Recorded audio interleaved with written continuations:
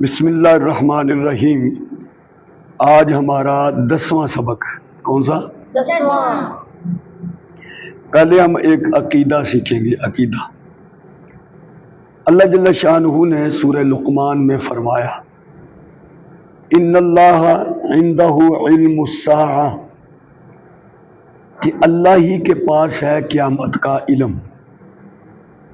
وہی بارش نازل کرتا ہے اور وہی جانتا ہے جو ماں کے پیٹ میں ہے، اور کوئی نہیں جانتا وہ کل کیا کرے گا، اور کوئی نہیں جانتا کہ کس زمین میں مرے گا۔ بے شک اللہ جاننے والا باخبر ہے۔ عقیدہ کیا ہے کہ اللہ تعالیٰ ہی کے پاس سارا علم ہے۔ یہ 5 چیزیں ہیں جن کا علم صرف اللہ کے پاس ہے۔ پہلی چیز کیا ہے کہ قیامت کب آئے گی، صرف اللہ جانتا ہے۔ بارش کو نازل اللہ کرتا ہے، کوئی نازل نہیں کر سکتا۔ یہ اللہ کے اختیار میں ہے کہ وہ بارش کو بادلوں کے ذریعے بھیجتا ہے۔ اسے پتہ ہے کہ میں نے کہاں کتنی بارش برسانی ہے، اور وہ جانتا ہے کہ ماں کے پیٹ میں کیا ہے، بیٹا ہے بیٹی ہے۔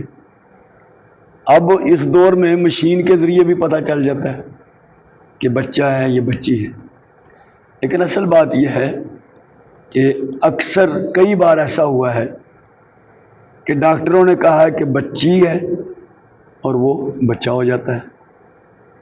اور پھر اللہ جانتا ہے کہ ماں کے پیٹ میں کیا ہے، یہ جو بچہ ہے یا بچی ہے یہ نیک ہوگا بد ہوگا، کتنی زندگی گزارے گا، کیا کھائے گا، کہاں رہے گا، یہ مشین نہیں بتاتی، یہ صرف اللہ جانتا ہے۔ اور اللہ ہی جانتا ہے کہ وہ کل کیا، کوئی یہ نہیں جانتا کہ وہ کل کیا کرے گا، لیکن اللہ جانتا ہے کہ یہ آدمی کل کیا کرے گا۔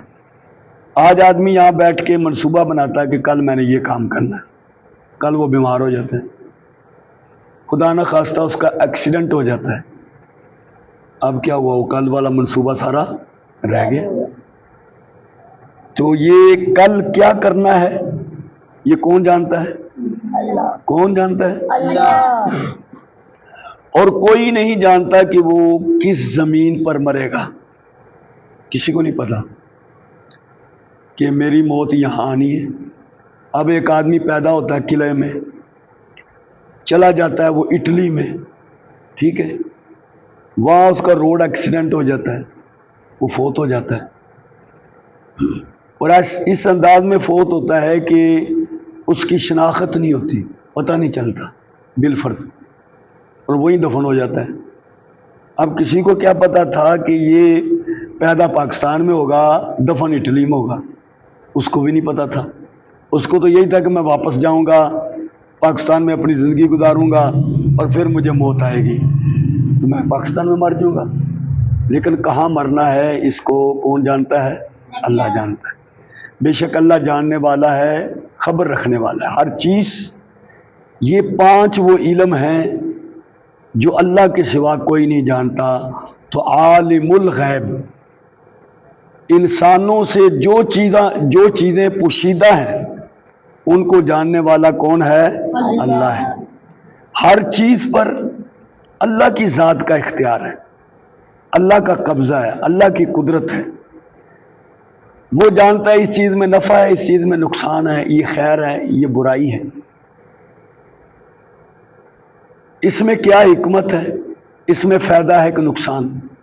یہ ساری چیزیں جاننے والا اللہ ہے، اس لیے اللہ کی ذات کو عالم الغیب کہا جاتا ہے۔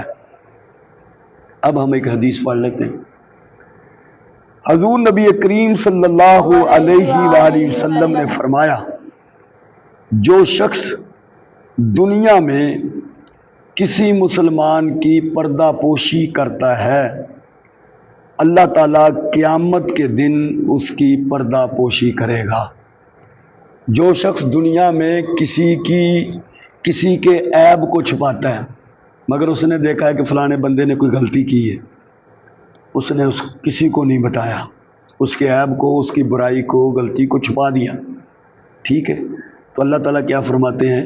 حضور صلی اللہ علیہ وسلم فرماتے ہیں کہ قیامت والے دن اللہ بھی اس کے پردوں پر، اس کی برائیوں پر پردہ ڈال دے گا. ٹھیک ہے؟ تو اس طرح ذرا ذرا بات پر شکایتیں نہ لگایا کرو. یہ طالب علم کو بڑی بیماری ہوتی ہے. استاد جی وہ یوں کر رہا تھا، استاد جی وہ یوں کر. برداشت کرنے کا مادہ اپنے اندر پیدا کرو. آج کسی کو برداشت کرو گے، کسی کو معاف کرو گے، درگزر کرو گے، تو قیامت والے دن اللہ بھی تمہیں معاف کرے گا. سمجھ آ گئی بات؟ تو یہ ایک حدیث ہے. اب ایک مسئلہ بھی پڑھ لیں. غسل میں 3 فرض ہیں. غسل میں 3 فرض ہیں. کلی کرنا، اچھی طریقے سے گلے میں پانی ڈالنا، ٹھیک ہے، ناک میں پانی ڈالنا یہاں تک پانی جو ہے وہ جائے، اور سارے جسم پر ایک مرتبہ پانی کا بہانا. تو غسل میں کتنے فرض ہو گئے؟ 3. کلی کرنا، ناک میں پانی ڈالنا، اور سارے جسم پر ایک مرتبہ پانی کو بہانا. تو آج ہمارا یہ 10واں سبق ہے.